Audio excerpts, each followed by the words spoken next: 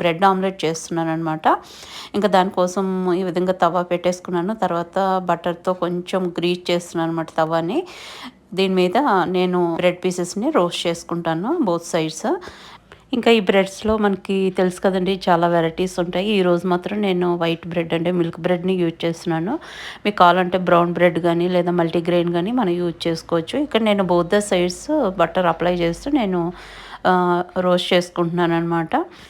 చాలా సింపుల్గా అయిపోతుంది, అది కాకుండా స్టమక్ ఫిల్లింగ్గా ఉంటుంది అనేసి నేను ఇంక ఈరోజు బ్రేక్ఫాస్ట్కి ఇది చేస్తున్నాను అనమాట. అదే రెసిపీని మీతో షేర్ చేస్తున్నానండి. చాలా సింపుల్గా అయిపోతుంది, అందరికీ తెలుసు బ్రెడ్ ఆమ్లెట్ ఎట్లా చేయాలి ఏంటి అనేది.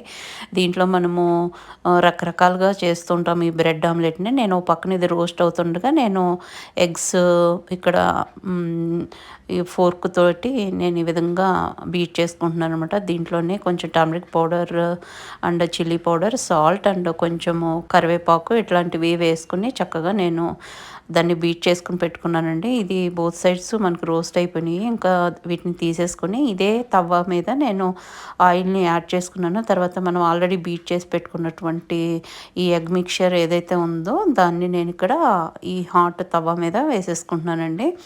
వేసుకున్న తర్వాత దీన్ని మనము మొత్తము తవ్వ అంతా స్ప్రెడ్ చేసుకుంటాము. ఇలా స్ప్రెడ్ చేసుకున్న తర్వాత మనం ఆల్రెడీ రోస్ట్ చేసుకుని పెట్టుకున్నటువంటి బ్రెడ్ పీసెస్ని దీని మీద మనము పెట్టుకుంటాం అన్నమాట.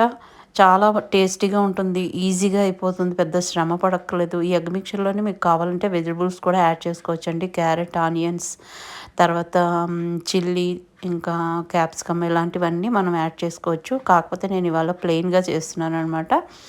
ఇంకా నేను కొంచెం ఉడికిన తర్వాత మాయిశ్చర్ ఉండగానే బ్రెడ్ పీసెస్ని రోస్ట్ చేసుకున్న వాటిని నేను అరేంజ్ చేసేసుకుంటున్నాను. ఇంకా చక్కగా కింద మనకి ఉడికిపోతుంది. చాలా లో ఫ్లేమ్లో మనం చేసుకోవాలండి. హై ఫ్లేమ్లో పెడితే ఏంటంటే మాడిపోతుంది కింద. చూసుకుంటూ చక్కగా మీడియం టు లో ఫ్లేమ్లో మనము కుక్ అవనివ్వాలి ఆమ్లెట్ని. కుక్ అయ్యింది అనుకున్న తర్వాత మనము దీన్ని వెనక్కి ఫ్లిప్ చేసుకుంటాం అనమాట. చక్కగా గోల్డెన్ బ్రౌన్ వచ్చే వరకు మనం చేసుకుంటే సరిపోతుంది. ఒక దాంతో మనం చేయలేం కాబట్టి ఇంకొక దాన్ని సపోర్ట్ తీసుకుంటూ మనం బ్యాక్కి ఫ్లిప్ చేసుకుంటాము. చూసారా ఎంత మంచిగా మనకి రోస్ట్ అయిందో. మాడనవ్వకూడదండి. మనం ఎప్పుడైతే లోలో కుక్ చేసుకుంటామో కరెక్ట్గా కుక్ అవుతుందన్నమాట, పర్ఫెక్ట్గా. ఇంకా నేను 4 వైపులా కొంచెం బటర్ని వేసుకుంటూ ఉన్నాను. చాలా టేస్టీగా ఉంటుందండి. సాస్తో తినొచ్చు, లేకపోతే ఉట్నే కూడా తినొచ్చు. చాలా చాలా బాగుంటుందన్నమాట. ఈజీగా అయిపోతుంది, సింపుల్గా అయిపోతుంది.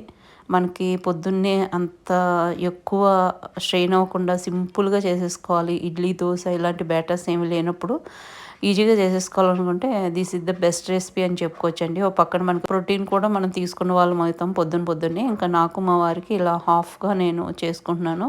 ఇంకిద్దరము చెరో 2 పీసెస్ని చక్కగా ఈ విధంగా సాస్ తోటి, తర్వాత ఈ విధంగా ఫ్రూట్స్ తోటి మేము మా బ్రేక్ఫాస్ట్ని తీసుకుంటున్నాం అనమాట.